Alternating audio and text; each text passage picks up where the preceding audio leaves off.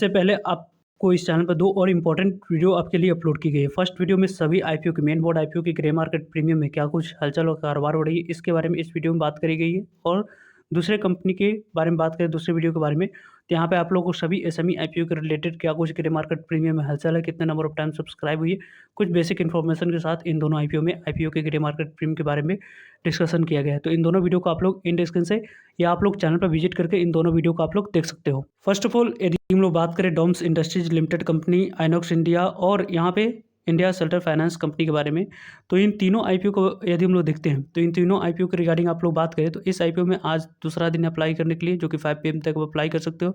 यहाँ पे भी देखा जाए तो दूसरा दिन आप लोगों को अप्लाई करने के लिए रखा गया है, जो कि आप 5 PM तक आप अप्लाई कर सकते हो।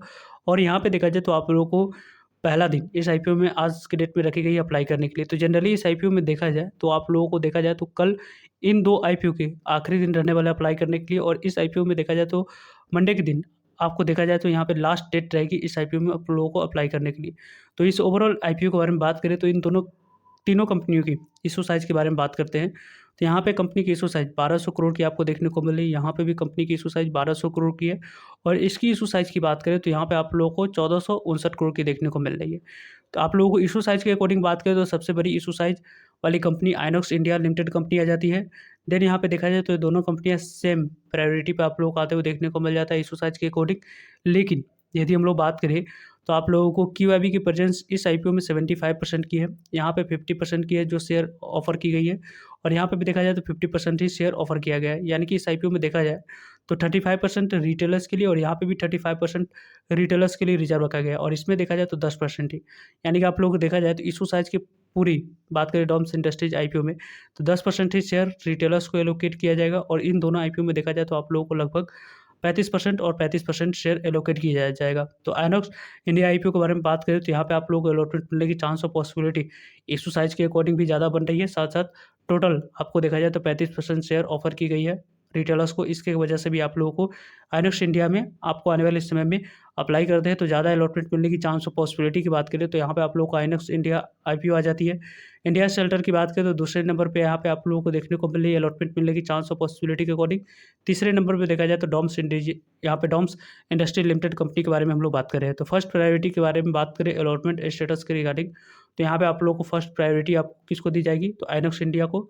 सेकंड प्रायोरिटी की बात करें तो आप लोगों को इंडिया शेल्टर फाइनेंस को, और थर्ड प्रायोरिटी की बात करें तो यहाँ पे आप लोगों को देखा जाए तो डॉम्स इंडिया इंडस्ट्री आईपीओ के बारे में हम लोग बात कर रहे हैं। तो देख सकते हैं अलॉटमेंट स्टेटस के रिगार्डिंग यदि हम लोग नंबर के अकॉर्डिंग बात करें तो पहले पर आइनॉक्स, दूसरे पर इंडिया शेल्टर, और तीसरे पर आपको देखा जाए तो Doms Industries Limited company.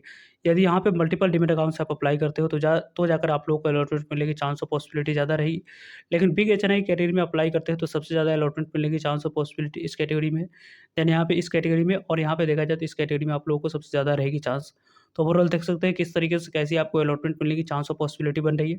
Allotment के अकॉर्डिंग देखा जाए तो आपको फर्स्ट प्रायोरिटी आपको आइनॉक्स इंडिया के बारे में यहाँ पे बन रही है। सेकंड प्रायोरिटी की बात करें तो इंडिया शेल्टर की बन रही है, और थर्ड प्रायोरिटी की बात करें तो आप लोगों को total Doms Industries Limited company की यहाँ पे अलॉटमेंट मिलने की चांस और पॉसिबिलिटी बनते हुए देखने को मिल रहा है। तो यहाँ पे हम लोगों ने देखा कि कंपनी के अलॉटमेंट मिलने की चांस और पॉसिबिलिटी किस तरीके से कैसे इशू साइज पे डिपेंड करती है, क्योंकि यदि हम लोग बात करें जिस तरीके की जितने नंबर ऑफ टाइम से आईपीओ सब्सक्राइब हो रही है उसके अकॉर्डिंग यदि हम लोग बात करते हैं तो काफ़ी अच्छे नंबर ऑफ टाइम से आईपीओ सब्सक्राइब होते हुए दोनों देखने को मिल रही है। सब्सक्रिप्शन फिगर के अकॉर्डिंग यदि हम लोग बात करें तो ज़्यादा नंबर ऑफ टाइम्स जो आप कोई आईपीओ सब्सक्राइब होगी फर्स्ट प्रायोरिटी पर आपको डॉम्स इंडस्ट्रीज लिमिटेड आने वाली है। सेकेंड पर यहाँ पे आप लोगों को देखा जाए तो आइनॉक्स इंडिया आएगी, और थर्ड पे आप लोगों को इंडिया शेल्टर लिमिटेड कंपनी आने वाली है।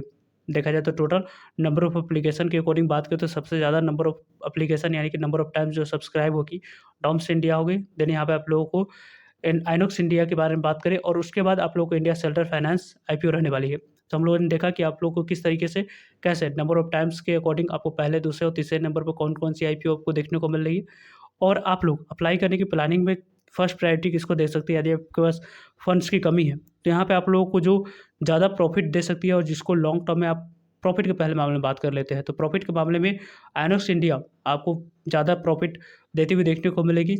जीएमपी के अकॉर्डिंग बात करें, जो कि आप लोगों ने जीएमपी वाली वीडियो नहीं देखा है तो आपको इससे पहले जो इंपॉर्टेंट वीडियो अपलोड की गई थी इस वीडियो को आप लोग देखकर ग्रे मार्केट प्रीमियम को देख सकते हैं।